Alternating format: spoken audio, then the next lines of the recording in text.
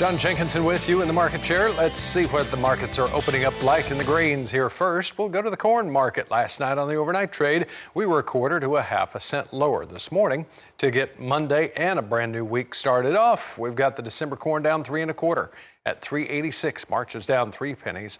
The May is down 2 3/4. Over in the soybean market, this was a market that was higher last night on the overnight trade. This morning, the soybeans are mixed with the November down 1/4, the January down 1/4, but the March is up 1/4 penny. Some of these deferred contracts as much as a 1/2 to a penny higher. But not the case for the wheat market. December Chicago wheat down 3 1/2. The July is down 4 cents. Kansas City wheat for December down 2 1/4 at 4.23 3/4. The July down 3 1/4. Minneapolis wheat was following about the same trend here this morning. Let's check in this morning with Dewey Strickler. He is with Ag Watch Market Advisors in Franklin, Kentucky. Good morning, young man. We're getting off to a little bit of a mix to a weaker start here to start the brand new week, a week where we've got a crop report coming out later, well, not only later on today with that harvest progress, but also Friday could be a mover.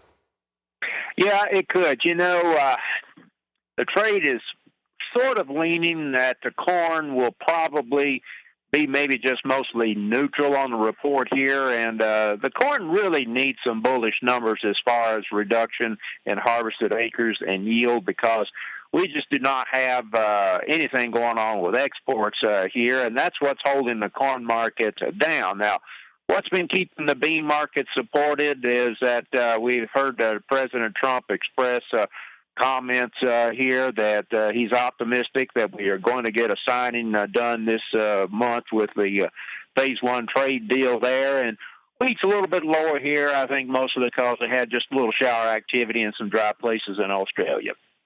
Well, Dewey, I'm glad that you bring up that corn export number, because that's been lagging behind for quite some time. And with the corn exports being 48 to about 50% behind where we should be, you know, these prices keep coming down, but we don't see any pickup in exports like we would think we would see with the prices still coming down. At what point do we finally become competitive enough on the global market that we start to see a pickup in exports, or is the world just have that much corn right now? Well, you know, the U.S. has a lot of competition here now with South America, and also Ukraine is coming on very strong in corn exports here. During the past 3 years, we have seen the U.S.'s share of corn of global exports drop from about 41% to 31%. And I can tell you, you probably will not get that business back. Yeah. Well, you could almost make the same case for the wheat market, couldn't you? Oh, yeah, definitely so. Wheat, we have about 17% of the global export share. That's been pretty stable over the past 3 to 4 years, though. So I don't think we'll lose very much more in wheat. It's just going to be stagnant. Yeah, exactly right. Well, we'll take a break and we'll come back in just a moment and get everybody up to date on the openings of the livestock trade and get more analysis from Dewey Strickler. Stay with us here on the Marketing Report. Well, the livestock markets are also open. Let's look at the latest numbers. We start in the live cattle market. This was a market that finished the day really strong on Friday. A little bit of a pullback here this morning. December fats are down 3 at 119.50. February down 2, the April down 33. So a very quiet start to the cattle market here this morning, and for the feeder cattle market also. November down 35, 148.78. January down 38 at 145.63. And the March down 35. In the hog complex, we are weaker as well, with December down 68 at 63.77. February down 85 at 71.72, and the April is down 72. Let's go back and visit here again with Dewey Strickler about this open this morning. You know, this cattle market, it's just so many people are starting to talk a lot about just when it may run out of upside potential. But it certainly seems to continue to be strong, at least here for the near term. This little bit of a pullback.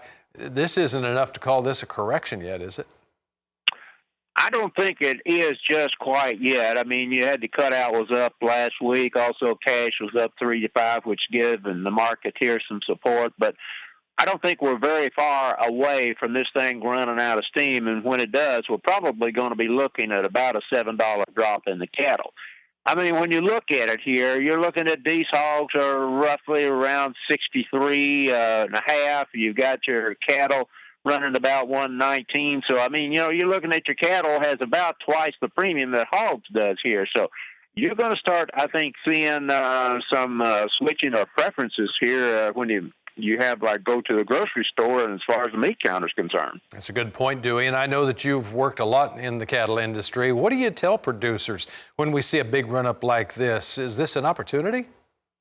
I think definitely is an opportunity here. I mean, we're looking at prices here that are as high as they've been since last August and July, or actually, earlier than that, almost nearly April.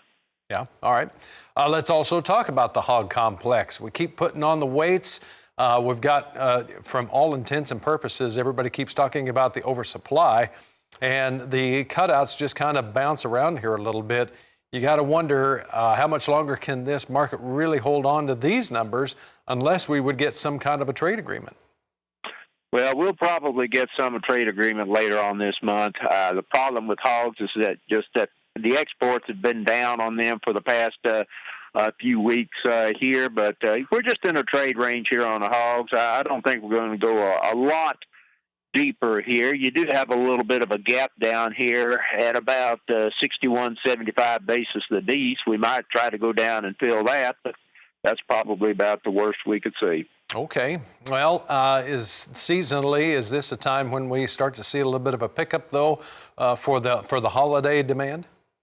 You do on the pork here especially start seeing a little bit of a beginning of a seasonal increase. Okay.